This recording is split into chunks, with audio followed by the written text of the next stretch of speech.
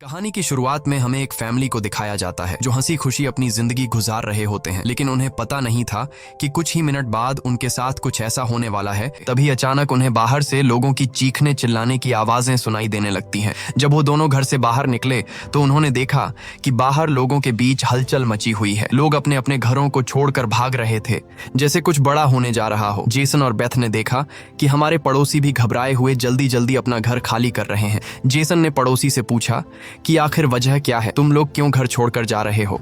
लेकिन वो लोग इतने जल्दी में थे कि उन्होंने जेसन की बात का कोई जवाब नहीं दिया। वहीं उन्होंने देखा कि पड़ोसी का बेटा भी अपना सामान पैक कर रहा है। जेसन ने जब उस बच्चे से पूछा कि तुम लोग कहां जा रहे हो, तो उस बच्चे ने जवाब दिया कि मेरे पापा का एक दोस्त गवर्नमेंट ऑफिसर है। उन्होंने कहा कि एक बहुत ही जहरीला वायरस फैल चुका है जो एक नॉर्मल इंसान को मॉन्स्टर में बदल देता है। लेकिन तभी वहां उस बच्चे की माँ आ गई और उसे पकड़कर वहां से ले जाने लगी। जेसन ने उससे पूछा कि आखिर ये बच्चा किस वायरस की बात कर रहा है, जिस पर इस बच्चे की माँ ने कहा कि अभी बताने का वक्त नहीं है, अपनी वाइफ और बेटी को लो और इस शहर से जितना हो सके दूर निकल जाओ। ये सुनकर जेसन और बेथ बहुत ज्यादा घबरा गए। उसके बाद जेसन बिना सोचे समझे अपनी फैमिली को गाड़ी में बिठाकर शहर से बाहर ले जाने लगता है। मगर रास्ते में उन्होंने देखा कि जो पड़ोसी भाग रहे थे वो वापस लौट रहे हैं। ये देखकर उन्हें और भी अजीब लगने लगा। आगे जाकर ये लोग ट्रैफिक में फंस जाते हैं। जब जेसन और उसकी फैमिली गाड़ी से बाहर उतरे तो उन्होंने देखा कि शहर से बाहर निकलने वाला अकेला रास्ता पुलिस ने बंद कर दिया है। आसमान में यहाँ वहाँ हेलीकॉप्टर्स पहरा देने लगे। लोगों को बताया जाने लगा कि शहर में एक जहरीला वायरस फैल गया है और तुम लोगों को जल्दी से घर वापस लौटना चाहिए। ये बात सुनकर जेसन को कुछ अजीब लगा कि जब शहर में वायरस फैल गया है तो लोगों को शहर से बाहर निकालने के बजाय उन्हें शहर में ही क्यों रहने को कहा जा रहा है। तभी अचानक पास की पहाड़ से एक बड़ा सा पत्थर उनके कार पर आ गिरा। ये देखकर वो लोग बहुत ज्यादा घबरा गए। पहाड़ हिलने लगा। तभी उस पहाड़ के पीछे से दो मिलिट्री के फाइटर जेट्स निकलकर शहर की तरफ बढ़े। वो दो फाइटर जेट्स पूरे शहर पर बमों की बारिश करने लगे, जिससे पूरा शहर राख में बदल गया। जेसन की वाइफ बेथ को फौरन समझ आ गया कि अगर वो पुलिस की बात मानकर घर लौट जाते तो उनका अंजाम बहुत बुरा होने वाला था। उसके बाद वो फाइटर जेट्स सड़क पर मौजूद लोगों की तरफ बढ़ने लगे। ये देखकर सभी लोगों में हलचल मच गई। अब सबको समझ आया कि गवर्नमेंट उन्हें मारना चाहती है। सभी अपनी जान बचाने के लिए यहाँ वहाँ भागने लगे। पर जेसन और बेथ को समझ आया कि वो कहीं भी भाग लें, वो फाइटर जेट्स उन्हें मारकर ही रहेंगे। तभी बेथ ने पीछे मुड़कर पहाड़ पर एक स्कूल देखा और उसे लगा कि बचने के लिए वो जगह बेहतर रहेगी। जिसके बाद जेसन, बेथ और जोई को लेकर स्कूल की तरफ पहाड़ पर चढ़ने लगे। पीछे ब्रिज पर मौजूद लोगों पर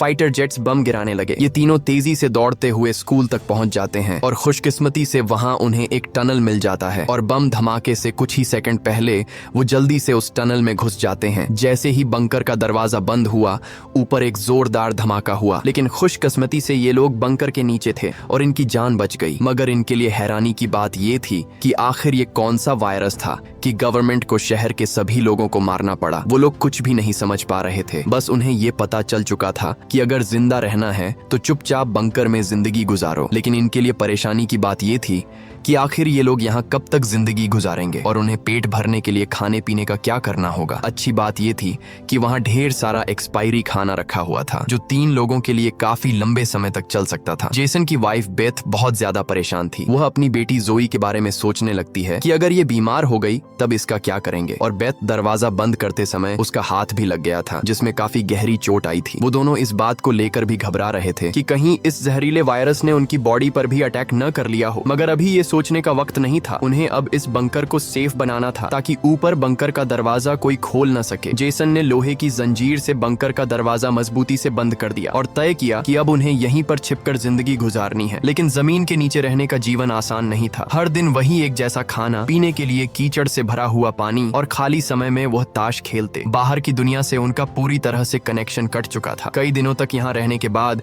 वो लोग बहुत ज्यादा इस बंकर में तंग हो चुके थे। लेकिन वो क्या करते, अगर ऊपर जाते तो उनकी जान नहीं बच पाती। इस जीवन ने जेसन के परिवार को मानो इस दुनिया के अंत का एहसास दिलाया। जोई ने अपने पापा से पूछा, पापा हम यहाँ कब तक रहेंगे? जेसन के पास इस बात का कोई जवाब नहीं था। उसने अपनी बेटी से बस यही कहा, जब बाहर वायरस चला जाएगा तभी हम बाहर जाएंगे। वो अपनी बेटी की आंखों पर उंगलियां रखकर बाहर की दुनिया उससे इमेजिन करवाता है। इस तरह से दिन गुजरते गए और फिर महीने। उन्हें नहीं पता था कि बाहर निकलने के इंतजार में उन्हें यहाँ इस बंकर में 300 से भी ज्यादा दिन गुजर चुके हैं। जोई अपनी माँ की बनाई हुई पेरिस्कोप से बाहर की दुनिया को देखती है। बाहर चारों ओर बस तबाही का मंजर नजर आ रहा था, जैसे ये पूरी दुनिया जलकर राख हो गई हो। वहाँ किसी भी इंसान का नामो निशान तक नहीं था। ये सब देखकर उस छोटी बच्ची को लगने लगा कि शायद हम इस दुनिया के आखिरी बचे हुए लोग हैं। माँ ने उसे दिलासा दिया कि तुम ऐसा मत सोचो, शायद तुम्हारे दोस्त भी हमारी तरह कहीं छुपे हुए हों। अब रात हो चुकी थी और डिनर का समय हो चुका था। उनके पास अब खाना भी कम बचा हुआ था, इसीलिए वो तीनों थोड़ा सा खाना खाकर काम चला रहे थे। लेकिन आज जोए की जिद पर उसे पूरा एक कैन का डिब्बा दिया गया। जोए ने जब टिन का डिब्बा खोला तो उसने देखा कि टिन का डिब्बा अंदर से खाली है। इस डिब्बे के पीछे की तरफ एक छोटा सा छेद था, शायद कोई चीज इसमें से खाना चुरा गई थी। बेथ ने सारी बची हुई डिब्बों की जांच की तो पता लगा कि पूरे 12 डिब्बे खाली थे। ये देखकर वो बहुत ज्यादा परेशान हुए, क्योंकि ये तो उनके 2 हफ्तों का राशन था। बेथ ने वेंटिलेशन जाली की तरफ देखा और अंदाजा लगाया कि शायद कोई चूहा अंदर आकर खाना ले गया। बेथ ने कहा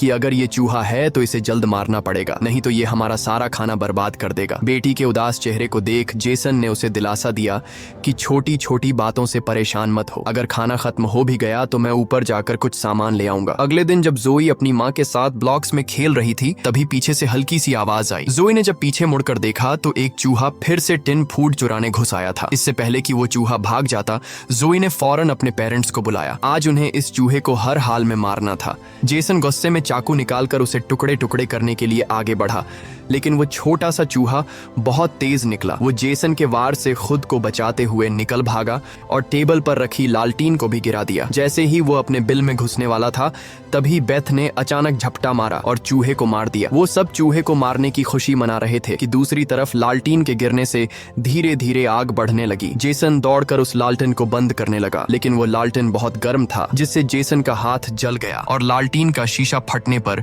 पूरे टेबल में आग लग गई। बेथ ने पर्दा फाड़कर आग बुझाने की कोशिश की। जेसन ने नल से आधी बाल्टी पानी निकालकर उस आग पर डाला। जैसे तैसे करके उन दोनों ने उस आग को बुझा लिया, लेकिन खतरा अभी टला नहीं, बल्कि अब उनके लिए और भी मुश्किल बढ़ने वाली थी, क्योंकि आग तो वो लोग बुझा चुके थे, मगर आग से निकलने वाले धुएं ने पूरे बंकर को धुएं से भर दिया था और वह धुआं धीरे धीरे वेंटिलेशन जाली से ऊपर की तरफ निकल रहा था। ये देखकर वो सब घबरा गए, क्योंकि ये धुआं उनका वहां होने का ठिकाना जाहिर कर रहा था। अब सब लोग सांस रोक कर बैठे थे। जेसन ने कहा कि शायद रात का अंधेरा धुएं को छुपा लेगा और किसी को हमारे ठिकाने के बारे में पता नहीं चल पाएगा। वो तीनों डर के साए में पूरी रात जागते रहे। अगली सुबह उन्होंने खुद के तसल्ली के लिए पेरिस्कोप से बाहर झांक कर देखा तो उनके पैरों तले जमीन खिसक गई। उन्होंने देखा कि बाहर तो पूरा धुएं का गुबार उठा हुआ था। ये देखकर उन लोगों की बेचैनी बढ़ने लगी। उन्हें पूरा यकीन हो गया था कि उनके ठिकाने का राज खुल चुका है। तभी बीत ने कहा कि अगर धुआं उठा है तो उस पास राख भी जमा हुआ होगा, जिसकी जांचबीन करते हुए हमारे ठिकाने का पता चल सकता है। इसीलिए अब हमें राख की सफाई करनी होगी। जिसके बाद पति पत्नी ने बाहर जाकर सफाई करने का फैसला किया। जाने से पहले जेसन ने अपनी बेटी जोए से कहा कि जोए, मुझे प्रॉमिस करो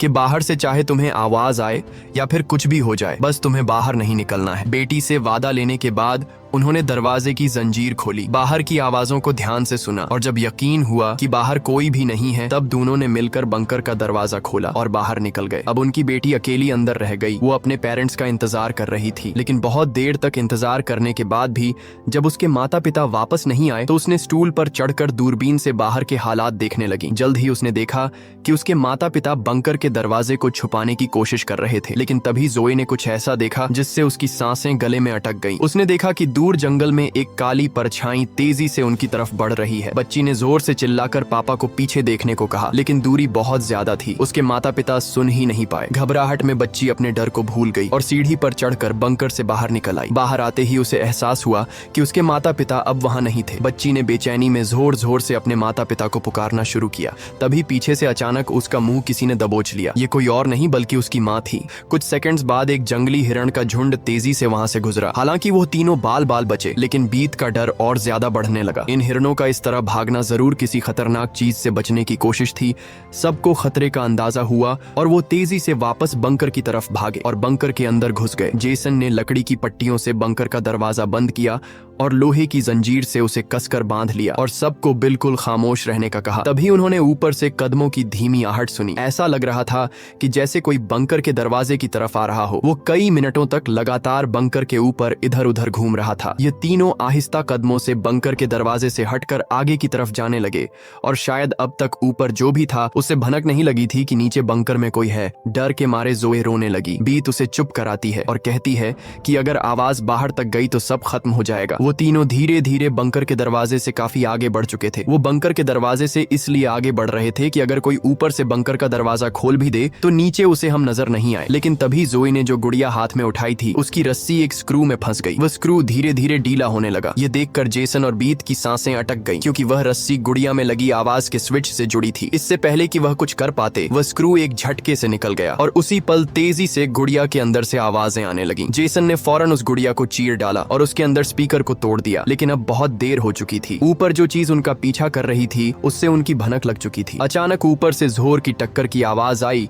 और फिर भारी कदमों की गूंज सीधा बंकर के दरवाजे के ऊपर रुक गई। उसने आखिरकार उनका ठिकाना ढूंढ ही लिया और उसे खोलने की कोशिश करने लगा। वह बंकर के ढक्कन को जोर से धकेल रहा था और जंजीरों से बंद होने के बावजूद खतरा साफ महसूस हो रहा था। और ऊपर के राक्षस को पता चल चुका था कि जरूर नीचे कोई मौजूद है। हालांकि वह दरवाजा मजबूत जंजीरों से बंद था, लेकिन उस चीज की भयानक ताकत के सामने वह जंजीरें एक एक करके टूटने लगी। यह देखकर जेसन को पता चल चुका था कि दरवाजा अब ज्यादा देर टिक नहीं पाएगा। इसलिए वो तेजी से अंदर भागा और वाटर पंप का पाइप उखाड़ने लगा। यहाँ बेथ ने भी हिम्मत दिखाई और सीढ़ी पर चढ़कर अपने शरीर का वजन इस्तेमाल करते हुए चैन को खींचकर दरवाजा बंद रखने की कोशिश करने लगी। लेकिन फिर भी लोहे का ढक्कन धीरे धीरे खुलने लगा। तभी उसी वक्त दरवाजे के ऊपर एक काला साया नजर आया, जिसकी आंखें एक बल्ब जैसी चमक रही थीं, जैसे उन तीनों की मौत ऊपर से उनको देख रही हो। जेसन ने बिना सोचे पाइप से उस पर हमला कर दिया, जिससे वो पीछे गिर पड़ा। जेसन ने जल्दी से वो पाइप दरवाजे में फंसाकर दरवाजे को बंद कर दिया और वो चीज वहां से भाग जाती है। लेकिन जेसन का शरीर अब भी बुरी तरह कांप रहा था। वह कभी सोच भी नहीं सकता था कि बाहर की दुनिया में न सिर्फ बेरहम सोल्जर्स थे, बल्कि खतरनाक राक्षस भी घूम रहे थे। वह पूरा परिवार सीढ़ियों के पास मायूस बैठ जाता है, क्योंकि अब उनका ठिकाना उजागर हो चुका था। अब किसी भी वक्त उन पर हमला हो सकता था और उन्हें इस बात का अंदाजा भी हो चुका था कि इस बार तो एक आया था, लेकिन अगली बार जब वो आएंगे तो उनकी तादाद काफी ज्यादा होगी और हम उनके सामने कुछ नहीं कर पाएंगे। थोड़ी देर बाद अचानक अलमारी हिलने लगी। जेसन और बेथ समझ गए कि उसने अपने बाकी साथियों को भी बुला लिया है। ऊपर से तेज कदमों की आवाजें सुनाई देने लगी, मानो हजारों जीव उनके सिर पर दौड़ रहे हों। फिर वह सभी बंकर के दरवाजे पर इकट्ठा हो गए। उनके डर से नीचे जेसन, बेथ और जोए कांप रहे थे। तभी उन्होंने अचानक एक जबरदस्त हमला शुरू कर दिया। इस बार की ताकत पहले से कहीं ज्यादा थी। मजबूत लोहे का दरवाजा टूटकर नीचे गिरा और बंकर के दरवाजे पर ढेर सारी आंखें चमकने लगी, जिसे वह लोग डर के मारे पीछे की तरफ भागने लगे। लेकिन वह राक्षस भी उनके पीछे चलते आ रहे थे। बेथ ने अपनी तेल की लैंप फेंक दी और उनके और अपने बीच पर्दे में आग लगा दी और अलमारी को पकड़कर दोनों ने उनके बीच रास्ते को ब्लॉक कर दिया। वह सभी तेजी से बंकर के अंदर की तरफ भागने लगे, पर वह लोग जानते थे कि यह सब उन्हें ज्यादा देर नहीं रोक सकते। उनके पास अब बचने का कोई रास्ता नहीं था। तभी बच्ची को जमीन की ओर खुलने वाला एक वेंटिलेशन दिखाई दिया। जेसन ने ताकत से उसे तोड़ा और पूरी जान लगाकर अपनी पत्नी और बेटी को बाहर की ओर धकेल दिया। लेकिन जब खुद बाहर निकलने की कोशिश की तो तंग जगह के कारण वह अटक गया। दूसरी तरफ राक्षस उसकी ओर बढ़ रहे थे। अब जैसे तैसे करके जेसन को यहाँ से निकलना था। उसे कोई दूसरा रास्ता नजर नहीं आया, इसलिए उसने अपने कंधे की हड्डी तोड़ डाली, जिससे वह दर्द से चीखने लगा। पर जल्दी से वह खुद को संभाल कर वेंटिलेशन में घुस गया। बेथ बिना समय गवाए पूरी ताकत से जेसन को बाहर खींचने लगी। जेसन जैसे ही बाहर निकलने ही वाला था, तभी एक विशाल जीवी ने आकर जेसन के पैर को पकड़ लिया। जेसन समझ गया कि अब उसका बच पाना नामुमकिन है। अब भाग निकलने की कोई उम्मीद नहीं थी। जेसन ने अपनी पत्नी से आंखें मिलाते हुए कहा कि जो भी हो जाए जोए को कुछ नहीं होने देना, और अगले ही पल वह राक्षस उसे बंकर में खींच लेता है। लेकिन जेसन बंकर में राक्षस से डरने के बजाय उनसे कहता है कि आओ देखता हूँ तुम में कितना दम है। बेथ और जोए ने जब नीचे देखा तो बंकर में से तेज चीखने की आवाजें आ रही थीं। बेथ समझ गई कि उसका पति उन्हें भागने का समय देने के लिए लड़ रहा है। वह दर्द में भी अपनी बेटी को लेकर वहां से निकल पड़ी और राक्षस से बचते हुए वह काफी दूर आए। लेकिन भागते भागते उन्हें कुछ अजीब महसूस हुआ। उन्होंने देखा कि जो हाईवे बाहर की दुनिया तक खुलता था, अब वहां ऊंची दीवार खड़ी थी, यानी अब इस शहर से कोई भी बाहर नहीं निकल सकता है। तभी वहां हेलीकॉप्टर दूर से उड़ता हुआ आया। जब बेथ ने पीछे मुड़कर देखा तो वह एक आर्मी हेलीकॉप्टर था। वह हेलीकॉप्टर तेजी से उनके पास आकर उन पर अपनी तेज स्पॉटलाइट चमकाई। ये दोनों जैसे ही वहां से भागने वाले थे, तभी ऊपर से उन पर एक बड़ा जाल आ गिरा, जिसमें ये दोनों फंस गए। वह दोनों हर एक संभव तरीके से जाल से खुद को छुड़ाने की कोशिश करने लगी, लेकिन जाल ने इन दोनों को बुरी तरह से जकड़ लिया था। बेथ ने जाल की जाली के बीच से देखा कि कुछ हरी आंखों वाले काले साए उनके पास आ रहे हैं। तभी यहाँ हमें कहानी का असल राज मालूम हुआ। ये जो बंदूक थामे पीली आंखों वाले लोग, जिसे हम राक्षस समझ रहे थे, ये असल में कोई एलियन या फिर वायरस से इन्फेक्टेड लोग नहीं थे, बल्कि ये तो मिलिट्री के सोल्जर्स थे जो गैस मास्क और नाइट विजन ग्लासेस लगाए हुए थे, वही आंखें जिसकी पीली चमक उन्हें किसी दूसरी दुनिया का दिखा रही थी। लेकिन सवाल आता है कि आखिर आर्मी वाले इन लोगों के जान के दुश्मन क्यों बने हुए थे। ये सारा राज आपको आगे की थोड़ी सी बची हुई स्टोरी में मालूम पड़ जाएगा। अब बेथ और जोए दोनों इन सोल्जर्स के कंट्रोल में थे। इनमें से एक सोल्जर ने एक बड़ी सी इंजेक्शन निकाली